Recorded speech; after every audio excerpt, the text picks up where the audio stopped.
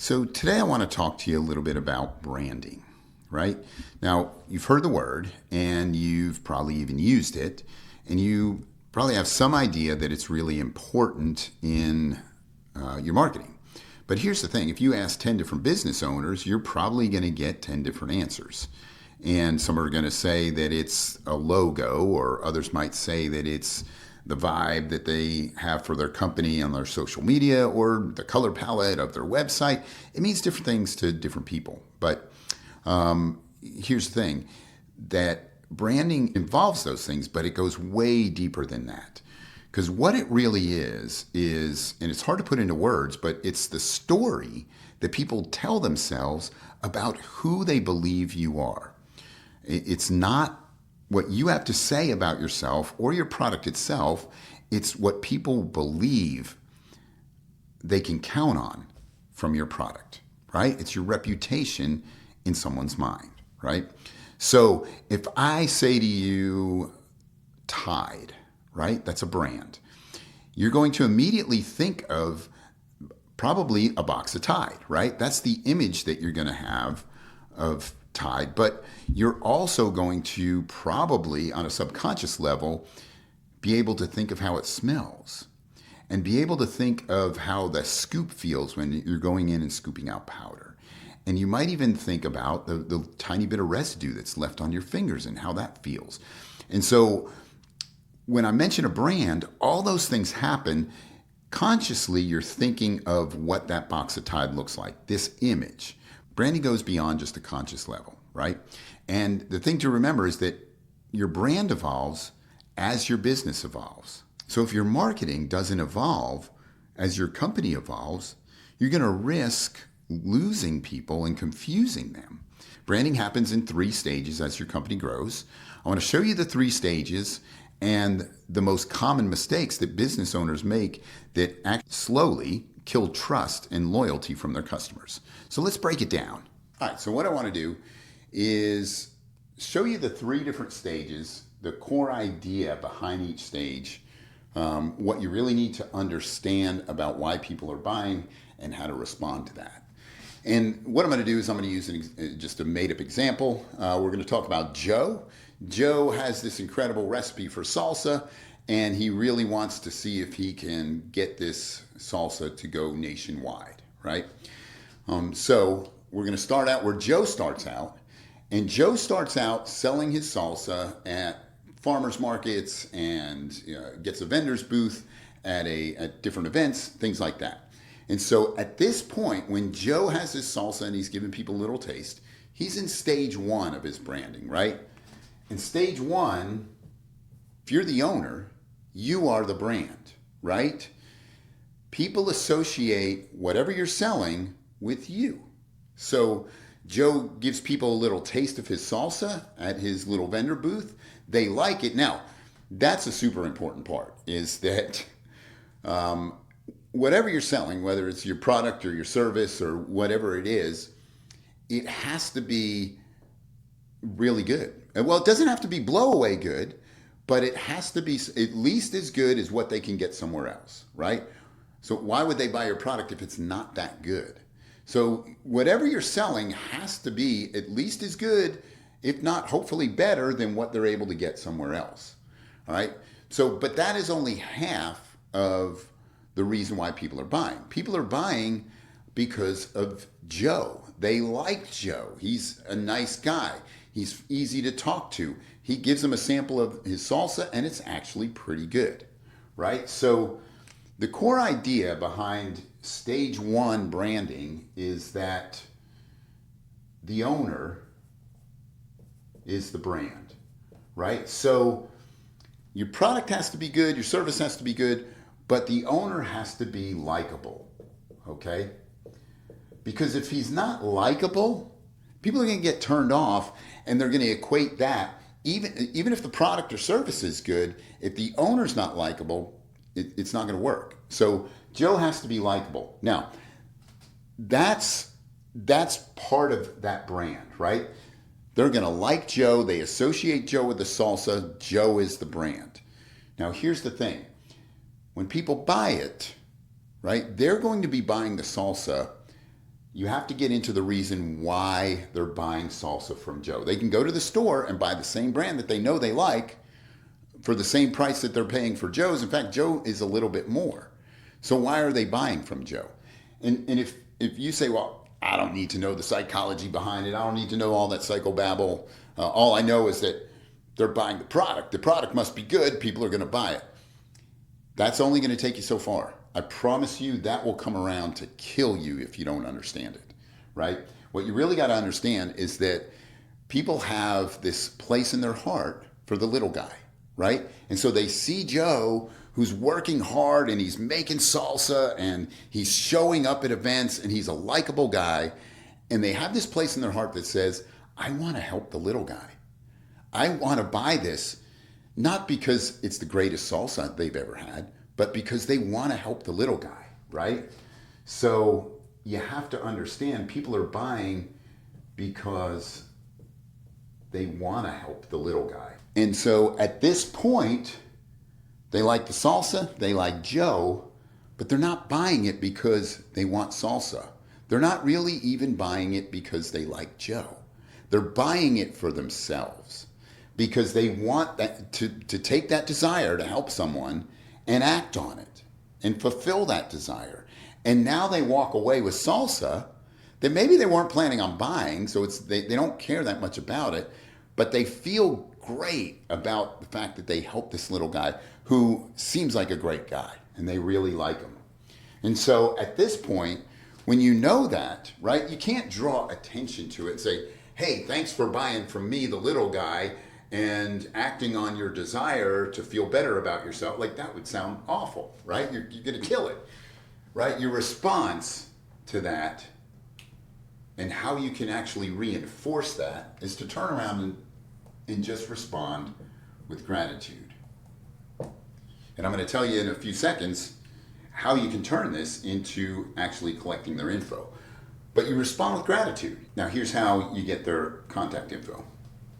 In responding with gratitude, Joe just says, hey man, I really appreciate you buying my salsa. It really means a lot to me that you like it and that you're buying from me. This means a lot. Hey, listen, if you ever want salsa that's a little bit hotter or you want me to make something that's a little more mild, I'd be glad to do that. I can text you. If you give me your contact info, I'll just shoot you a text when I'm making a batch. And you just let me know if you want something that's hotter, if you want a bigger, if you want something more than this jar, just let me know. I'll be glad to custom make it for you. So now Joe is endearing himself to them and he's collecting their contact info so he can continue to market to them. Now here's a pro tip. At this stage of your branding, when your branding is you, don't ever use the word we or I'll have someone. You are the brand. People are buying into your story, right? They believe that it's Joe that's making the salsa, that's jarring it, that's doing everything, and that's going to call them. So never use the word we, always use the word I, because at this point it's important that your brand stays very personal. All right, so Joe is doing well. He's showing up at events and he's selling lots of salsa, collecting lots of names. People are enjoying it, right? So his business has now grown to where he is shifting into stage 2. And stage 2 of the branding is where your brand is now your product or your service, right? Joe's brand is now the salsa. So your brand in stage 2 is your product or your service. It's your core offering. It's what you sell. And so, because on the one hand, people like Joe and they know his story, but they've bought his salsa enough where they like his salsa. Now they want to keep buying it, right? And so the salsa has become the brand. Even though they still like Joe and they still want him to make it, but what's happening in their mind is they bought it enough times and how they're associating the salsa with the brand, and they're associating the brand more with the product and how it fits into their life than they are with the owner. Okay, so how does Joe then take the marketing and make that shift? His business has evolved from stage 1 to stage 2. How does he take his branding from stage one to stage two? Well, what he needs to do is, as he's still continuing to go to these events, and he may, the demand for his product has gotten to the point where he can't go to every event. And so he does have people that he's hired to go to these events and sell his salsa. But people are familiar with his salsa, and they're becoming less familiar with him because they're seeing other faces there. That the operation is now all about the salsa and not much about Joe. So they might need to see an upgrade in his display, a banner, better jars. He might even want to private label a brand of chips, or have a cookbook that uses his salsa in 28 different recipes. Something that says, this company, this business that I've created is all about the salsa. Okay, so when you make that shift, here's the psychology. It can either work against you or it can work for you, right? So what you have to do is realize that if Joe plays it small and shows up with the same rickety folding table and puts it in the same little jars with the crooked labels, what's going to happen is people are going to go, man, I've been believing in this guy, but he hasn't grown much. He's probably going to go out of business. I'm not sure I'm really going to commit myself to this salsa anymore. Maybe I'll just go back to my old brand because it's not going to be around forever. But if Joe grows, it's going to have the opposite effect, right? If people see a nicer setup, bigger banners, they see the recipe book, they see that Joe is really ramping this thing up and he's taking the ball and run with it, they're going to feel like their investment is paid off. Like they believed in this guy, they were excited for him to go after his dream, and it's actually happening, and they're a part of it, right? So they feel invested. And I know I missed the end there, so there we go. They feel invested, and you have to understand that. The early adopters feel invested in you, and so what your response is to that is that you have to recognize their loyalty, right? So at this point, Joe is going to say, something like, hey, he can put a promo out there. He's got enough email addresses and names on his contact list where he can run a little promo and say, hey, anybody that's got an old jar of salsa or a picture at one of my old setups, bring it down and I will give you a free jar of salsa, or I'll put you in our VIP club where you get 20% off, or something like that. Because what that does, that recognizes people who invested in him, who believed in him, and he's saying, I really appreciate it. I'm where I am because you've believed in me. So it makes them want to keep believing in him, but it also sends a message to people who weren't an early adopter that, oh, this guy's been around a while and he's got some fans, and they become more loyal as well. Okay, so Joe has had great success, and now his exact recipe is being outsourced, made, jarred, labeled, everything, and Joe has nothing to do with that part of the process. Joe is getting his product on the shelf in supermarkets. So his company is now evolved into the third stage, right? So his branding has to evolve into the third stage. So when people have no interaction with Joe or any of his employees, how does he get them to buy his product? How does branding play into this, right? This is where branding is all about your reputation. He has a reputation locally, right? But how does he move this thing nationally? That's the tricky part, right? So Joe's reputation, it's not enough. What he needs to do is borrow the reputation of someone else. People walk into a supermarket, they trust that supermarket to sell brands that aren't going to poison them and kill them or be, or taste awful, right? So what Joe is going to do is he's going to borrow the trust of the supermarket, just like you would take out a loan, so that you can create a business and pay back that loan. You're borrowing trust. You're borrowing their trust and say, hey, if you will put me on an end display and run a special promotional so that people know that my brand is good. Anybody that's never tried it, that's never met me, you know, then here's what I'll do for you. And he works out a deal with them. And here's where the psychology of it is going to actually cost dollars. And what I mean by that is when you think of a brand, right? When you go into a supermarket, you have brands that you know, and then you immediately see off brands that you've never heard of. But because you've never heard of them, they're an off brand, you're less likely to try them, right? They might be better.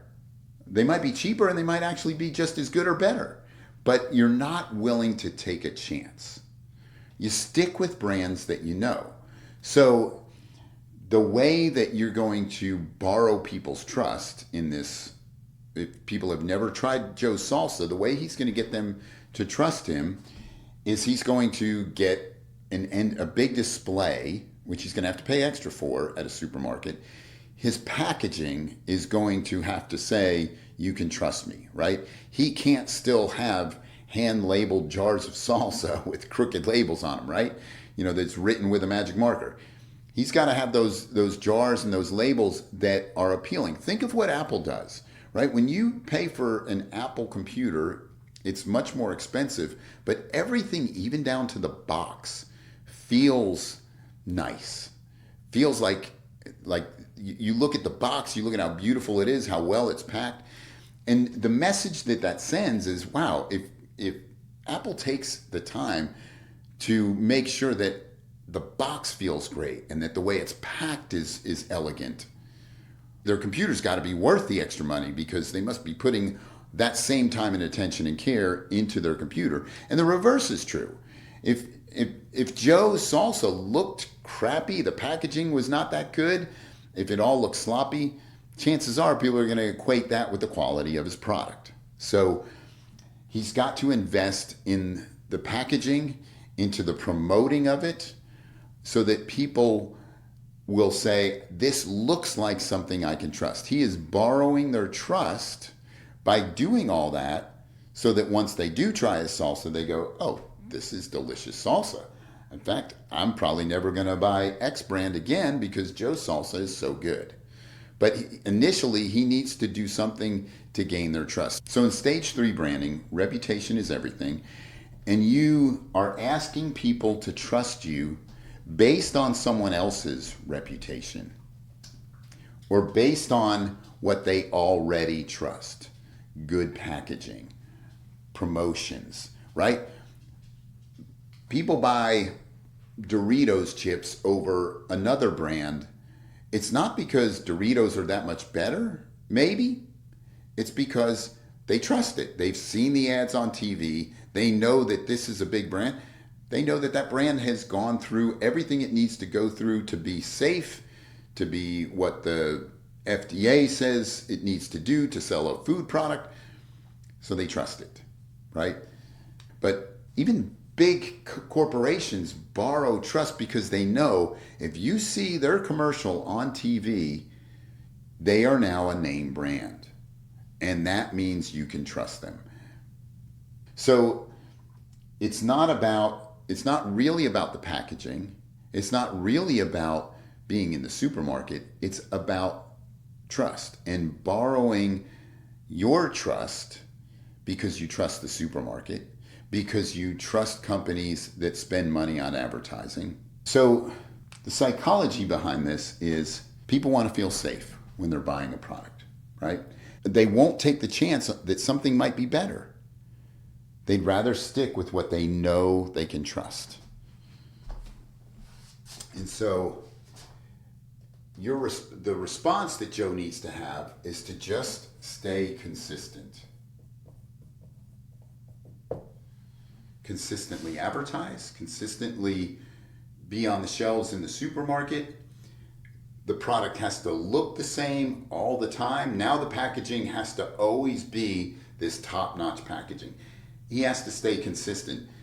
He's at that branding level where it's all about his reputation, and all of those things play into his reputation at this point. All right, let's wrap it up here. I hope that this was really helpful for you.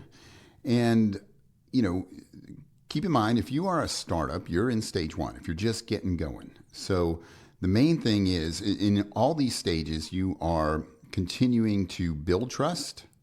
Stage one, you're building trust.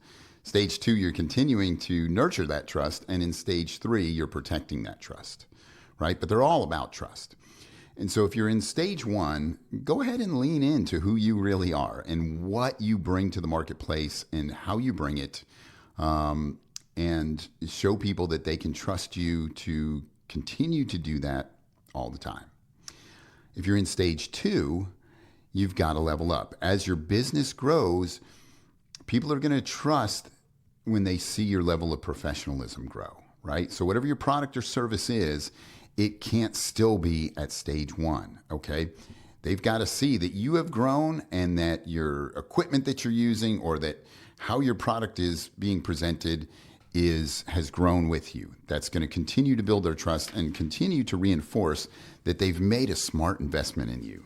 And then lastly, in stage three, where it's all about your reputation, and it's really about the reputation of the others that trust you, that support you.